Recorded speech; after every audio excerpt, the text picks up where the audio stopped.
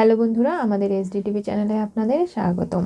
আমি দীপিকা চলে এসেছি আপনাদের জন্য অনুরাগের ছোঁয়া সিরিয়ালের আপডেট নিয়ে। মিশকা সোনাকে ফোন করে জানায় যে দেখো, তোমার মা এখন ফিরে পেয়েছে তার হারিয়ে যাওয়া মেয়েকে। এখন কিন্তু আর তোমাকে ভালোবাসবে না সোনা, এখন তোমার মা বাবা ওই রূপাকে নিয়েই ব্যস্ত থাকবে। যার কারণে ওর এত বড় সাহস যে তোমার গায়ে আজকে হাত পর্যন্ত তুলেছে। তোমার মা বাবা কোনো প্রতিবাদ করলো না, দেখলে তুমি? আর চারুও কিন্তু একদিন কেটে পড়বে, কারণ তোমার বাবা যখন ওকে কোনোভাবেই সম্পর্কে জড়াবে না, ও থেকে কি করবে? তাই আমার কাছে একটা পরিকল্পনা রয়েছে। আমি তোমার বাড়ির বাইরেই অপেক্ষা করছি। তোমাকে এমন একটা জিনিস দেব যেটা দেখে তুমি জানতে পারবে যে আসলে তোমার মা বাবাকে আলাদা করার উপায় এটাই ছিল। আর তারপরেই তুমি আমার সঙ্গে দেখা করতে চলে এসো। এখন আমি কি বলে বেরোবো বলো? তোমার কোনো বন্ধুর সঙ্গে দেখা করতে যাচ্ছ? চারু হট চকলেট বানিয়ে নিয়ে আসি। আর তখনই ফোনটা কেটে দেয় সোনা। বলে আমি একটা বন্ধুর সঙ্গে দেখা করতে যাচ্ছি। চারু, কোথায় যাবে? বাইরে অপেক্ষা করছে, কথা বলে চলে আসছি। তা ওকে ভেতরে ডাকো না। কোন বন্ধুর কাছে যাবে আমাকে বলে যাও। তাড়ি ঘড়ি করে সোনা বেরিয়ে যায়। রূপা এবং বিগ বংয়ের সবাই খুব চিন্তিত। তখনই বারবার করে জয় রেগে যাচ্ছে আর বলছে যে যা কিছু হয়েছে সব দাদাইয়ের কারণে। সোনাকে বেশি প্যাম্পার করে বড় করেছে, কোনোদিন শাসন করেনি তো, তার জন্যই এই সব কিছু ঘটছে। এখন যদি বড় কোনো সমস্যা হয়, এর দায় কে নেবে? থাক না জয়, এতদিন পরে সবাই একসাথে হয়েছি, আমি সবাইকে চাই সেনগুপ্ত পরিবারে ফিরিয়ে নিয়ে যেতে। এই কথাগুলো আমি শুনতে চাই না। রূপা ফোনে বারবার ফোন করে যাচ্ছে হিংসুকুটিকে, কোনোভাবে সোনা ফোন ধরছে না। এরপরে রূপা SMS করে যে দেখো, আমরা এত বছর পরে এক হয়েছি, মা বাবা খুব টেনশন করছে, আমরাই পারবো ওদের চিন্তা টেনশন দূর করে দিতে, তুমি ফিরে এসো। এরপরেও কোনো SMS-এর রিপ্লাই না দিলে রূপা বলে আমার আরিয়ানের প্রতি কোনো ইন্টারেস্ট নেই, ওকে আমি ভালোবাসি না, তুমি ওকে নিয়ে আমাদের মধ্যে দূরত্ব তৈরি করো না। তখনই সোনা সমস্ত SMS পড়ে রেগে যায় আর বলে তুমি আমাকে ফোন করবে না, আমাকে ডিস্টার্ব করবে না, এই বলে ফোন বন্ধ করে রাখে। এরপরে মিশকা গাড়ি নিয়ে দাঁড়িয়ে আছে, সেখানে বেরিয়ে পড়ে আসার উদ্দেশ্যে। রূপা চিন্তিত দেখে সূর্য বলছে যে দেখো দীপা, তুমি চলো, আমরা গিয়ে আমাদের মেয়েকে খুঁজে আনি। তুমি গেলে আমি দুজনে বুঝিয়ে আনতে পারবো না ডাক্তারবাবু, আমি যাব না। কারণ সোনা আমাকে যতবারই দেখে ততবারই ও রেগে যায়। আমি কোনোভাবেই চাই না যে কোনো কারণে আমি ওর আবার ক্ষতির কারণ হই। তো আপনি যান, তাহলে সব কিছু ঠিক হয়ে যাবে। হ্যাঁ বাবা, তুমিই পারবে সোনাকে বুঝিয়ে ফিরিয়ে আনতে, তা না হলে আমরা সবাই এক কী করে হব? সোনার এই ব্যবহার আচরণের জন্য আমরা সবাই চিন্তিত হয়ে পড়ছি, সেটা নিশ্চয়ই তুমি বুঝতে পারছো। ঠিক আছে, তাহলে আমি যাচ্ছি, গিয়ে দেখছি সোনা কোথায়। সূর্য গাড়ি নিয়ে এসে দেখতে পারে সোনা কোনো একটা গাড়িতে উঠে বসছে। মিশকাকে বলে তুমি কি দেবে আমাকে, দাও বাইরে থেকে। তুমি কি সত্যি মিশকা, নাকি তুমি আসলেই টিস্কা? তুমি আমাকে বলো। দেখো, আমি জানি না যে তুমি কি। হ্যাঁ, আমি তোমার এই মুহূর্তে ভালো বন্ধু। তুমি গাড়িতে উঠে এসো, কেউ আমাদের দেখে ফেলতে পারে, আর দেখলে সমস্যা হতে পারে। ঠিক সেই মুহূর্তে সূর্য দেখে গাড়ির পেছন পেছন দৌড়াতে দৌড়াতে আসে আর বলে সোনামা, তুই কোথায় যাচ্ছিস? বাবা আসছে, এখন কি হবে? তোমাকেই কিছু করতে হবে সোনা, তা না হলে তোমার বাবা আমাদের দেখে ফেললে কি হবে বলো?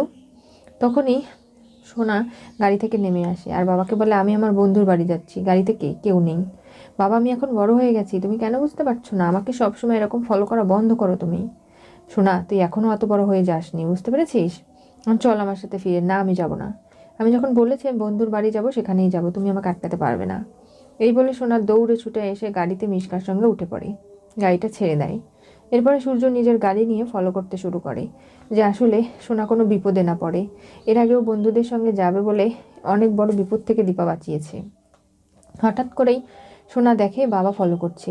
মিশকা বলে যে তুমি চিন্তা করো না, এই ডিমটা ওর সামনের লুকিং গ্লাসে ছুঁড়ে মেরো ড্রাইভার, তাহলেই ও আর সামনে এগোতে পারবে না। কি বলছো কি? এতে করে বাবার অ্যাক্সিডেন্ট হতে পারে। না, হবে না।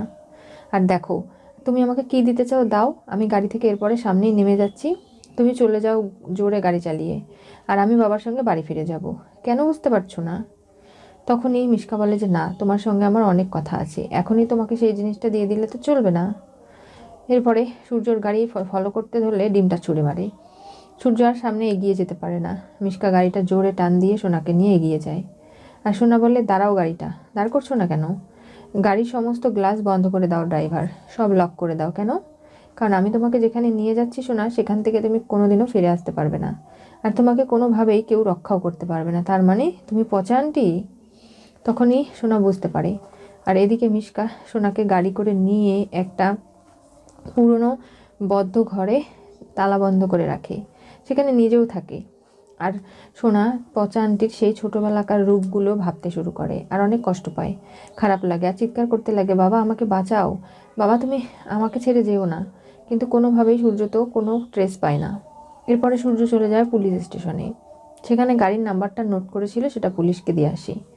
বাড়ি এসে চারুকে জিজ্ঞাসা করে কী ব্যাপার, সোনা কোথায়? ওকে আমি হট চকলেট বানিয়ে দিয়েছিলাম, ও বললো ওর কোন বন্ধু আছে বাইরে, তার সঙ্গে দেখা করবে। আমি আর তড়িঘড়িতে জিজ্ঞাসা করতে পারিনি এসেস, আমাকে ক্ষমা করে দাও। এখন কি হবে আমি জানি না, আমি পুলিশে খবর দিয়ে এসেছি। দীপা এবং রূপা দুজনে মন্দিরে গেছে, সেখানে গিয়ে দীপা মায়ের কাছে প্রার্থনা করছে, পুজো দিচ্ছে, আরতি করছে। হঠাৎ করেই আরতির থালাটা পড়ে যেতে লাগে, তখনই রূপা সেটা ধরে ফেলে আর নানাভাবে রূপা তার মাকে সামলে নেয়। দেখো তুমি আমার পুজো নিচ্ছ না, আমার দুই মেয়েকে তুমি ভালো রেখো, কেন তুমি এরকম করছো? আমার মেয়েদের কোনো ক্ষতি যেন না হয়।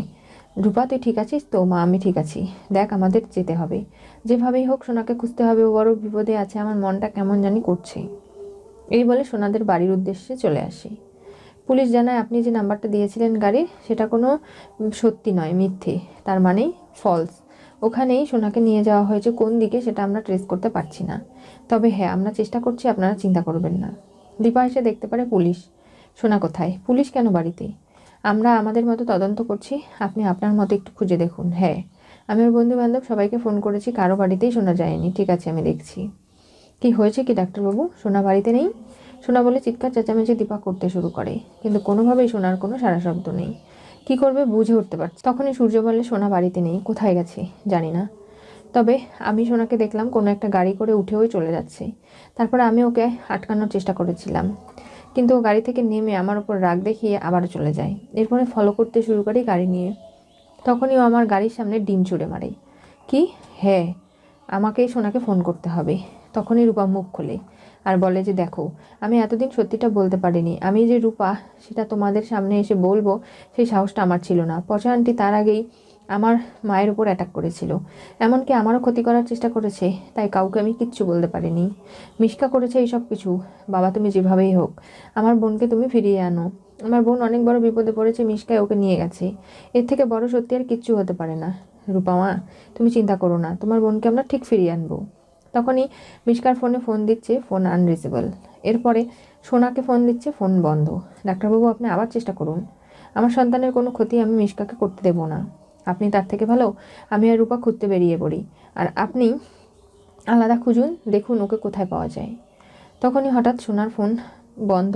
মিশকা বলে তোর বাড়ির লোকজন ঠিকই তোকে খুঁজছে, ফোন করবে, তুই ফোনটা খোল, খুলে ওদের সঙ্গে কথা বল। ঠিক তখনই সূর্য ফোন করে আর সোনা ফোনটা রিসিভ করে, বলে তুমি কোথায় আছো?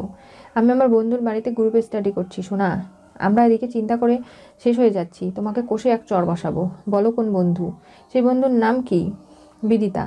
সেটা হতে পারে না, এই নামের কেউই নেই কোনো বন্ধু, আমি কোনোদিনও শুনিনি। তুমি মিথ্যে কেন বলছো সোনা? বাবা আমি এখন বড় হয়ে গেছি, তুমি এরকম করো না তো, ফোন রেখে দাও, আমাকে ডিস্টার্ব কেন করছো তুমি? এই বলে ফোনটা রেখে দেয়। মিশকা বলে বাহ তুই তো ভালোই অভিনয় করছিস, আর দেখ আমি তোর কোনো ক্ষতি করব না, যদি তোর মা এখানে একলা চলে আসে তাহলেই তুই বাঁচতে পারবি, তাছাড়া নয়। সোনা ভাবে যে তাকে পালাতে হবে, সে দরজায় গিয়ে দেখে তালা বন্ধ। চারদিকে যেতে লাগে, সেদিকে ইলেকট্রিকের তার দেওয়া রয়েছে। ঝাটকা খেয়ে সোনা পড়ে যায়। মিশকা বলে উঠে আয় চেয়ারে, তা না হলে কিন্তু একদম অবস্থা তোর খারাপ হয়ে যাবে। সোনা আবারও উঠে আসে, চেয়ারে বসে, বলে আমি তো তোমার কোনো ক্ষতি করিনি, তুমি আমাকে কেন এরকম করে আটকে রেখেছো? তোর মা বাবা করেছে, তোর বাবাকে আমি বুঝিয়েছিলাম যে ও কোনোদিনও বাবা হতে পারবে না, কিন্তু তোর মা একটা নয় দুটো সন্তান নিয়ে চলে এলো সূর্যর জীবনে। এরপর থেকে শুরু হলো লড়াই, আর তারপর থেকেই আমি সূর্যকে পাইনি। অনেক বুঝিয়েছি সূর্যকে যে আমার হয়ে যাক, ওর বউ বাচ্চার কোনো সমস্যা হবে না, ওরা নিজেদের মতো থাকবে, কিন্তু কোনোভাবেই সূর্য আমার দিকে আসেনি, তাই তো এসব করতে হচ্ছে। এতদিন তুই তোর বাবা মাকে আলাদা রেখেছিলি, এখন দেখছি যখন ওরা কাছাকাছি আসছে তখনই আমাকে এই সব না করে তো থাকতে পারলাম না, এখন আমাকে এগুলো করতেই হবে। আমার মা এখানে আসবে না, পাকামের কিছু হলে আসতো, আমার জন্যও আসবে না, তাহলে তুইও বাঁচবি না, এখানে থাক। দীপা সূর্যকে বলে যে আমাদের যেভাবেই হোক সোনার ক্ষতি হওয়ার আগে উদ্ধার করতে হবে। বাইরে গিয়ে আবারও সোনাকে বারবার ফোন করে। সোনা ফোন রিসিভ করে আর বলে কি হয়েছে? তোমার জন্যই সব কিছু হচ্ছে যা হচ্ছে, কি হয়েছে আমাকে বল তুই, আমি কি করেছি? তুই কোথায় আমাকে বল, আমি সেখানেই যেতে রাজি আছি। কোনোভাবেই সোনা কোনো কিছু বাড়াবাড়ি করতে পারে না। পিস্তল তাক করে আছে মিশকা, আর কোনো কিছু করলেই শ্যুট করে দেবে। তাই মিশকা ফোনটা কেড়ে নেয় আর বলে, তুই এখনই তো সব কিছু ঘেরে দিয়েছিলি, তোর মা যা চালাক আর রূপা, ওরা দুজনে চুপ বসে থাকার মানুষ নয়, ওরা ঠিক তোকে খুঁজবে আর কোনো না কোনো কিছু ঘটাবে, সেটা তো করলে চলবে না। কি হতে চলেছে অনুরাগের ছোঁয়া সিরিয়ালের পরবর্তী টুইস্টে? মিশকা সোনাকে কিডন্যাপ করলো, রূপা মিশকার জন্য সূর্যদীপার কাছে আসতে পারেনি জানালো। আজকে রূপা যেভাবে মিশকা বেঁচে আছে সত্যিটা জানিয়ে দিল, এরপরে রূপা দীপা কেউই চুপ বসে নেই। কিন্তু ওদিকে মিশকা সোনাকে কিডন্যাপ করে নিয়ে গেছে। সোনার একটা শিক্ষা পাওয়ারও দরকার ছিল। মা বাবাকে আলাদা করতে গিয়ে তাদের জীবন থেকে নিজেই আলাদা হয়ে গেল। আর এরপরে সূর্যদীপা কী করে সোনাকে খুঁজে উদ্ধার করবে জানতে চোখ রাখতে হবে আমাদের চ্যানেলে। পাশে থাকা বেল আইকনটি অবশ্যই করে ক্লিক করুন।